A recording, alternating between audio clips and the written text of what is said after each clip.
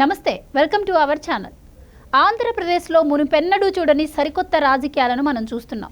ఏ ప్రభుత్వానికైనా ప్రతిపక్షం ఉండడం కామన్, అలాగే బయట పోరు ఉండడం కూడా కామన్. కానీ జగన్ ప్రభుత్వంలో ఇంటి పోరుతోనే ఆయన సతమతమవుతున్నట్టు తెలుస్తోంది. ఇంటి పోరే ఆయనకు ప్రధాన ఇబ్బందిగా మారే ఛాన్స్ కూడా కనిపిస్తోంది వచ్చే ఎన్నికల్లో. మరి గతంలో జగన్ అధికారంలోకి రాకముందు అంతగా ప్రచారం చేసిన షర్మిల ఇప్పుడు సడన్గా ఆయనకి ఎందుకు రివర్స్ అయింది? వాళ్ళిద్దరి మధ్య అసలు గొడవలు రావడానికి కారణం ఏంటి అన్న డౌట్ ఏపీ ప్రజల్లో చాలా మందికి ఉంది. సో ఆ వివరాలన్నీ తెలుసుకునే ప్రయత్నం చేద్దాం. మనతో ఉన్నారు సీనియర్ పొలిటికల్ అనలిస్ట్ ముల్లంగి వెంకటరమణ గారు. నమస్కారం అండి. హలో, నమస్తే అండి. సో వెంకటరమణ గారు, చాలామందికి అసలు జగన్కి షర్మిలకి మధ్య గొడవ ఎందుకు వచ్చింది అని డౌట్ ఉండింది. సో చాలా వార్తలే బయటకు వచ్చాయి, కానీ ఒక్కటి కూడా ఇది అని చెప్పి బయట ప్రజలకు ఎవరికీ తెలియదు. సో మీకు తెలిసిన విషయం ఏంటి? అసలు వాళ్ళిద్దరి మధ్య గొడవ రావడానికి కారణం ఏంటి? నమస్తే ఆంధ్ర ప్రజలారా, నమస్కారం. మంచి ప్రశ్న అడిగారు మన యాంకర్ గారు. ఇవంతా మీకు తెలవాల ప్రజలారా, తెలిస్తే తప్ప ఇది అర్థం కాదు. ఎందుకంటే షర్మిలమ్మ గతంలో జగన్మోహన్ రెడ్డి ముఖ్యమంత్రి కావాలని ఈ రాష్ట్రమంతా కాలికి బల్పం కట్టుకుని తిరిగారు. ఇప్పుడు ఏం చేశారంటే ఆయన పైన ఈ రాష్ట్రమంతా బల్పం కట్టుకొని మా అన్న మోసగాడు, ఆయన జైలుకి పోవాలని తిరుగుతుంది. వాళ్ళకిందరికి ఎందుకు గొడవలు వచ్చాయంటే, ఒక ఇంట్లో గొడవలు వచ్చినాయి అంటే ఆస్తులు పాస్తులు కాడే గొడవ వస్తుంది. ఇదేమిరంటే ఒక సినిమాలో చెప్పారు గతంలో, ఆస్తి పాస్తి. ఈ ఆస్తిని జగన్మోహన్ రెడ్డి పెట్టుకున్నాడు, పాస్తిని షర్మిలమ్మకి ఇచ్చాడు. సరేనా? కొంప గోడు, కొంపను వచ్చి జగన్ రెడ్డి పెట్టుకున్నాడు, ఈ గోడు వచ్చి షర్మిలమ్మకి ఇచ్చాడు. డబ్బు వచ్చి జగన్మోహన్ రెడ్డి పెట్టుకున్నాడు, ఈ గిబ్బు వచ్చి షర్మిలమ్మకి పెట్టాడు. బోకి బొట్ర అంటే ఇంట్లో ఉండే సామాన్లు ఉంటాయి కదా, ఈ సామాన్లు అనమాట. అదే బోకి వచ్చి జగన్మోహన్ రెడ్డి పెట్టుకున్నాడు, ఈ బొట్ట వచ్చి షర్మిలమ్మకి ఇచ్చాడు.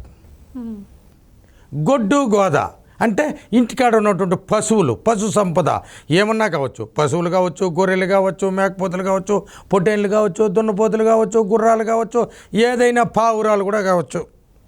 కాబట్టి ఈయన గొడ్డు పెట్టుకున్నాడు, ఈ గోదని షర్మిలమ్మకి ఇచ్చాడు. నెక్స్ట్ లాస్ట్లో ఇద్దరు ఉంటారు, ఈ తల్లి తండ్రి. ఈ తల్లిని చెల్లి దగ్గర ధర్మేశాడు, అంతకుముందే తండ్రినే పావురాలు కొట్టుకిచ్చేసాడు. అర్థమైందా? ఇదమ్మా వాళ్ళ గొడవ. ఆస్తి ఎత్తుకొని పాస్తి అంటే ఏంది? ఇది గతంలో ఒక సినిమాలో డైలాగ్ అమ్మా. ఇది మీరు అడిగిన ప్రశ్నకి ఇది చెప్పాల్సి వస్తుంది. అనుకోకుండా అడిగారు, నేను అనుకోకుండా ఈ మైండ్లో వచ్చేసింది. అది మా అన్న జగన్ చేసే గొడవ. అది గతంలో జగన్ ప్రభుత్వం అధికారంలోకి వచ్చినప్పుడు నేను మంత్రివర్గ విస్తరణ చేస్తాను, మంత్రులను అలాగే ఎమ్మెల్యేలను మారుస్తాను అని చెప్పారు. కానీ 2.5 సంవత్సరాలు అయిపోయాక కొంతమందిని మార్చారు, కొంతమందిని మార్చలేదు. సో రీజన్ ఏంటంటారు? ఎందుకు మార్చలేదంటారు కొంతమందిని? అరే, ఇది కూడా మంచి ప్రశ్నమ్మా. ఇప్పుడు ఎందుకంటే ఒక శుభకార్యం జరుగుతూ ఉంటుంది, దానికి రకరకాల వాయిద్యాలు వస్తుంటుంది. ఒక మహాభారతం జరుగుతుంది, దానికి వీణ కొట్టేవాడు, టపలా కొట్టేవాళ్ళు, హార్మోన్ కొట్టేవాళ్ళు, మంచి వాయిద్యం నిపుణులను సెలెక్ట్ చేస్తారు. ఒక మహాభారతం జరుగుతూ ఉంటుంది, ఆ మహాభారతానికి కూడా టపలా వాళ్ళు వీళ్ళు అంటే వాయిద్యంలో ప్రావీణ్యం ఉండే వాళ్ళ దగ్గర ఇది చేస్తూ ఉంటుంది. ఈ జగన్మోహన్ రెడ్డి ఏం చేశాడంటే ఈ టపలా కొట్టేవానికి మేళం ఇచ్చాడు. వాడేమంటాడు? తాత అంటాడు. ఎట్ట సరిపోతుందండి? టపలా కొట్టేవాని దగ్గర మేళం కొట్టేవాని దగ్గర తపలా, హార్మోన్ కొట్టేవాని దగ్గర తాళం కొట్టేవాని దగ్గర బ్యాండ్ కొట్టేవాని దగ్గర మైక్ ఇస్తాడు. ఆ విధంగా చేశాడండి ఈ మంత్రివర్గము. ఇప్పుడు మంత్రివర్గంలో కేంద్రం మంచి మంత్రులు, ఈ శాఖలు ఏమేమి ఉన్నాయి? హోంశాఖ అంటే ఏమి? శాంతి భద్రతలో పర్యవేక్షించే శాఖ. అది ఎవరికి ఇచ్చారండి? ఒక దళిత మహిళ సుచరితకి ఇచ్చారు. ఆమె మంచి ప్రావీణ్యం కలిగిన ఆమె, మంచి చదువే. ఆమె హోమ్ మినిస్టర్. హోమ్ అంటే ఏంటండి తెలుగులో? హోమ్ అంటే ఏమి? ఇల్లు. ఆమె ఇంటికి మంత్రి. ఆమెను ఇంటికి పరిమితం చేశాడు, పరిపాలన అంతా సజ్జల రామకృష్ణ టపలా కొట్టేవానికి ఇచ్చాడు. అయితే ఏమిది సరిగా టపలా కొట్టేవానికి మేళం ఇచ్చాడు, మేళం కొట్టేవానికి తపలా ఇచ్చాడు. ఆమె ఏందండి చేసేది హోమ్ మినిస్టర్, ఇంట్లో వంట చేసామకో హోం మంత్రి, శాంతి భద్రతల పర్యవేక్షణ శాఖ ఇచ్చాడు. అది ఎవరు ఉపయోగిస్తూ ఉన్నారు? సజ్జల రామకృష్ణ రెడ్డి ఇస్తూ ఉన్నారు. పౌర సరఫరాల శాఖ ఇచ్చాడు. అది ఎవరు? టపలా కొట్టేవానికి మేళం ఇచ్చేసాడు. టపలా కొడతాడు వాడు, తర్వాత టప్ టప్ టప్ టప్ అని వాడు బాంబులు ఇదనుకో క్యాటర్బెల్తో నీడని చూసి విమానాన్ని కొడతాడు వాడు. ముందు మహాభారతంలో మత్స్యంత్రాన్ని కొట్టినాడు అర్జునుడు. ఏది నీళ్ళల్లో మత్స్యంత్రం చూసి పైన మత్స్యంత్రాన్ని కొట్టి ద్రౌపదిని స్వయంవరంలో పొందాడు. వీడేం చేశాడు?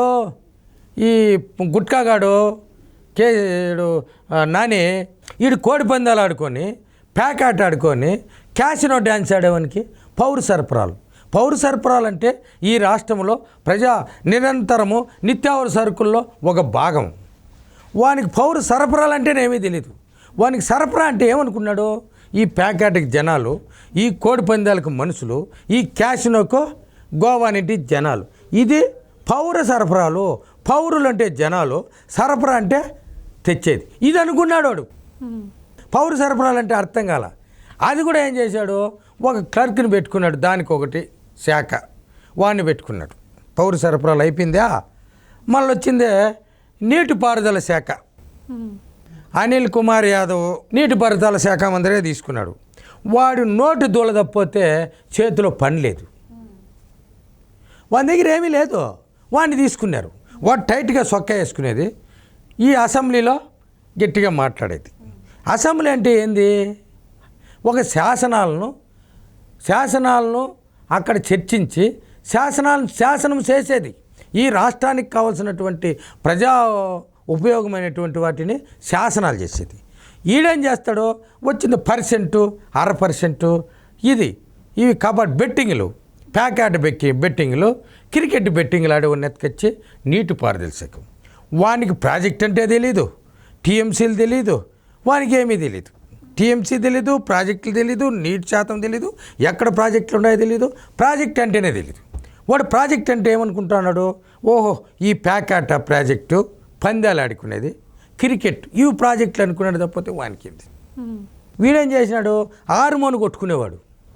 వీని దగ్గర ఏంది? తాళం వేసుకునేది. ఎందుకంటే ఆ జగన్ రెడ్డి చెప్పినట్టు దానికి తాళం వేసేది. ఇట్లా ఈ విధంగా క్యాబినెట్లో క్వాలిఫికేషన్ లేనోడిని, అనుభవం లేనోడిని, ఈ నోటి దుల ఉండే వాళ్ళని, ఈ పని శాతగాని వాళ్ళందరినీ ఈ క్యాబినెట్లో తీసుకునేసినాడు. తర్వాత అందరినీ తొలగించేసినాడు. ఏమే వీళ్ళు అసమర్థులను తొలగించినప్పుడు వీని క్యాబినెట్లో తొలగించేసి ఇప్పుడు ఎత్తిపోయి ఎంపీకి కేంద్రంలో వీడు ఎంపీ అయ్యి ఏమైనా సాధించేది ఉందా? లేదు. ఇదేం ప్రయోగమునే? నువ్వు వాడు మంత్రివర్గం ఈ రాష్ట్రానికే మంత్రిగా పనికిరానోడు వాడిని ఎత్తుకొచ్చి ఒక పార్లమెంటుకు పోటీ చేపిస్తూ ఉంటే ఇదేమన్నా సరిపోయే పనేనా? ఇది కానే కాదు. ఇట్లా క్వాలిఫికేషన్ లేనోడు ఈ హోంమంత్రి ఏమని తీసినాడు? వనితకి ఇచ్చినాడు. ఆమెకేమరంటే అర్థమే కాదు. ఆమె ఇప్పుడు ఇక్కడ ఉండదు, ఈ ఆంధ్రప్రదేశ్ ఉండదు. కూతురు ఏదో బంధువులు ఇంట్లో కుటుంబ సభ్యులంతా అమెరికాలో ఉండదు. అమెరికా పోతూ ఉంటుంది, ఢిల్లీ పోతాం, ఏడాడబోతూ ఉంటుంది. ఎందుకంటే పరిజ్ఞానం లేదు వీళ్ళకు. ఏ పరిజ్ఞానం లేదు. ఏదో చదువుకునేసినారు, వాళ్ళు చదువుకునేసిందో వాళ్ళకు రాసేసినారు. హోంమంత్రి ఏ రోజైనా ఇక్కడ జరిగే అరాచకాలు ఆమె పరిధిలో ఉన్నటువంటి నియోజకవర్గంలో పరిధిలో ఉన్నటువంటి ఎన్నో మానభంగాలు, కేసులు, హత్యలు జరిగితే నోరే మెదపలేదు. ఆమెకు అవసరం లేదు. ఆమెకే నువ్వు పదవి తీసుకున్నావు, బోర్డు పెట్టుకున్నావు, ఇంటికాడు ఉండని చెప్పినారు అంతే. మాట్లాడితే వాడు పేపర్లో పెట్టుకున్నాడు సాక్షికి, అతను ప్రెస్ మీట్కి వస్తాడు. ఏ రోజైనా ముఖ్యమంత్రి రావాలా? ఏ శాఖలో జరిగితే ఆ శాఖ మంత్రి ఇవ్వాలి. అవునండి? లేదు పౌర సంబంధాల శాఖ మంత్రి ఇస్తాడు. ఏ శాఖలో అన్యాయం జరిగిందో, ఏ శాఖలో అవినీతి జరిగిందో ఆ శాఖ మంత్రి వివరణ ఇవ్వాలనా? ఈ సజ్జల రామకృష్ణ రెడ్డి వలన మీరెవరు ఎక్కిపోతే ముఖ్యమంత్రి ఇవ్వాలి. అసలు ముఖ్యమంత్రి ఎప్పుడు రాడు. ఈ జగన్మోహన్ రెడ్డి పరదాల ముఖ్యమంత్రి, పరిపాలన చేతగాని ముఖ్యమంత్రి. ఆయన ఒకటి అది నవ్వో తెలీదు, ఏడుపో తెలీదు. మాట్లాడితే ఇట్ట గంట కొడతా ఉంటాడు. ఎందుకంటే ఆయనకు అలవాటు గంట. అదేమంటే జైల్లో గంట కొడతా ఉన్నారు. ఆయన ఏమనుకోండి మైక్ ఎత్తుకోండి ticket ticket ticket ticket ticket ticket ticket ticket ticket ticket ticket ఎందుకంటే టయానికి గంట కొడతా ఉండ్రి జైల్లో అతనికి గుర్తుకొచ్చేస్తుంది ఈ మీటింగ్లో మనకు ఆడ అన్నం పెట్టేదానికి గంట కొడతా ఉండ్రి మనం ఈ మీటింగ్ వచ్చి గంట కొట్టేదని ఇట్టా అవగాహన లేకుండా ఈ మంత్రివర్గాన్ని అంతా ఇచ్చేసానండి. అయితే వైఎస్ జగన్ ఎప్పుడు చూసినా కూడా వైనాట్ 175 అంటూ వచ్చేవాళ్ళు. కానీ నిన్న జరిగినటువంటి సిద్ధం సభలో ఎందుకో చూస్తే ఆయనలో ఆ యాక్టివ్నెస్, ఆ స్పోర్టివ్నెస్ కనిపించలేదు. ఎక్కువగా ఆయన ప్రభుత్వం గురించి ఆయన ఏం చేశాడు అని చెప్పుకునే బదులు చంద్రబాబు ముఖ్యమంత్రి అయితే అని ఇదే ఒక 30-40 టైమ్స్ అనేసి ఉంటారు. సో ఆ తడబాటుతనాన్ని, ఆ భయాన్ని ఎలా చూడొచ్చు అంటారు? ఆయన ఓటమిని అంగీకరించినట్టేనా? ఈ జాతరలు జరుగుతూ ఉంటాయి ఈ రాష్ట్రంలో. ఈ జాతరలు జరిగేటప్పుడు వేషాలు వేస్తూ ఉంటారు. జాతరలో పులి వేషం వేస్తూ ఉంటారు, మగోళ్ళు ఆడవేషం, ఆడవాళ్ళు మగ వేషం. జాతరలో పులి వేషం వేసుకొని ఆడచ్చు, పులితో ఆడచ్చునా? మన జగన్ రెడ్డి అతని వల్ల అయితే ఏనుగుతో హెలికాప్టర్ నడిపిస్తాడండి. ఆకాశంలో హెలికాప్టర్ పోతుంది, దాన్ని ఏనుగుతో పైలట్ని పెట్టిన కావాలంటే నడిపించాలని ప్రయత్నం చేస్తాడు. సరేనా? ఆ విధమైనటువంటి ఆ ఆలోచన ఉంది ఆయనకు. ఇప్పుడు అతని ఆలోచనలన్నీ బలంగా ఉంటాయి, అతనికి వేరే పని ఉండదు. రాత్రుల్లో ఒకటే ఆలోచన ఇప్పుడు కొత్తగా పుట్టేసింది. ఎందుకంటే మనం ఓడిపోతే జైలుకి పోతాం. ఇప్పుడు ఒక ఉదాహరణ నీకు చెప్తా ఉండ. భాగవతము అనేది ఒక గ్రంథం ఉంది, అవునా? భాగవతము, మహాభారతము, భగవద్గీత అని ఉంది. భాగవతం చదివితే భాగవతము అని అర్థం. భాగవతం అంటే మన అలవాట్లు అన్నీ బాగయ్యి డెవలప్ అవుతామని.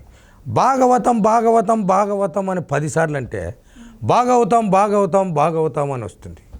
అట్లయినా జైలు ఇదే ఆలోచన ఆయనకు. ఇప్పుడు ముఖ్యమంత్రి చంద్రబాబు అయితే ఈ పథకం పోతుంది, నేనైతే ఇది వస్తుంది. ఏందండి నువ్వేం కొత్తగా ఏం తెచ్చావునే?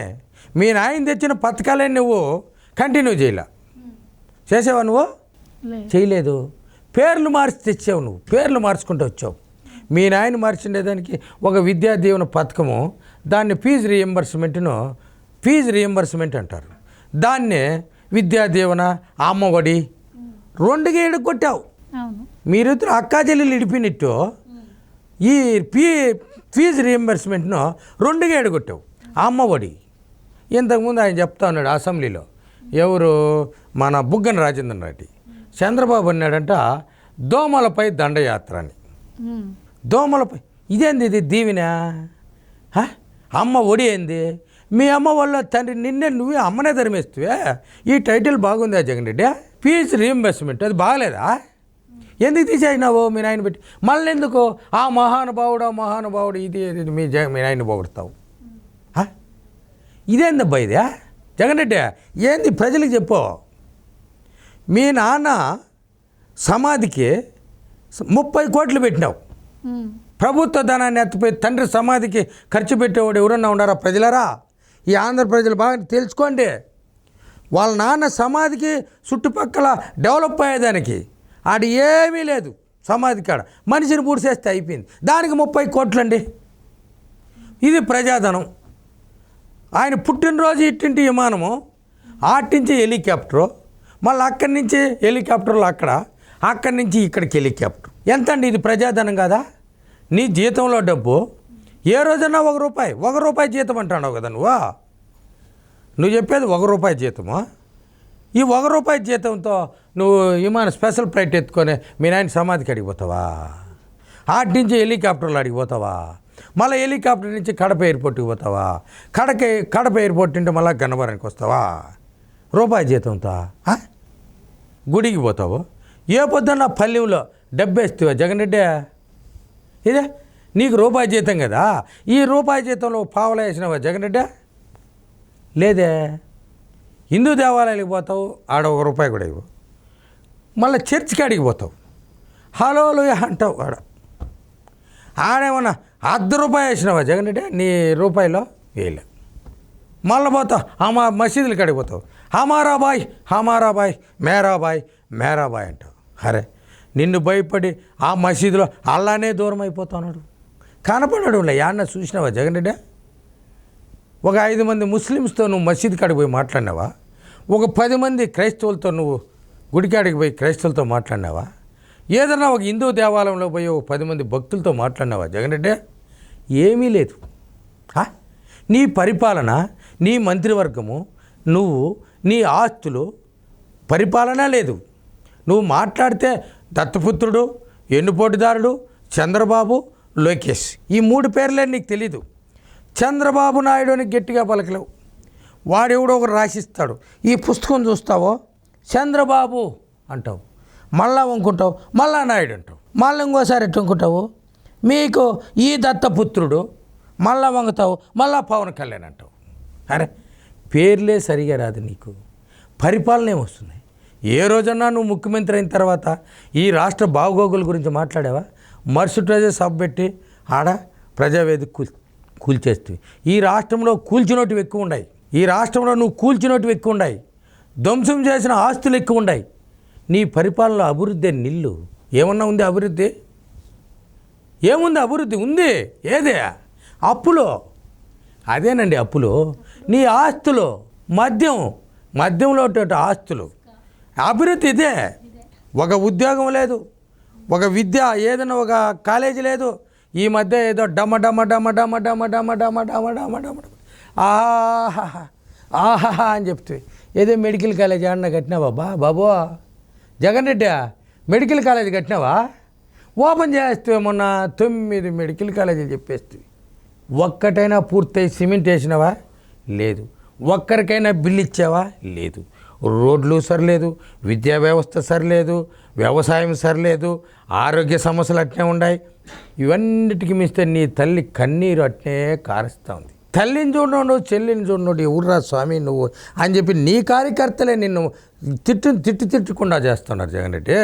నువ్వు దిగిపోవాలని కోరుతూ ఉన్నారు జగన్ రెడ్డి. నమస్తే జగన్ రెడ్డి. హలో, మళ్ళీ కలుద్దాం రెడ్డి. Okay Jagan Reddy, bye.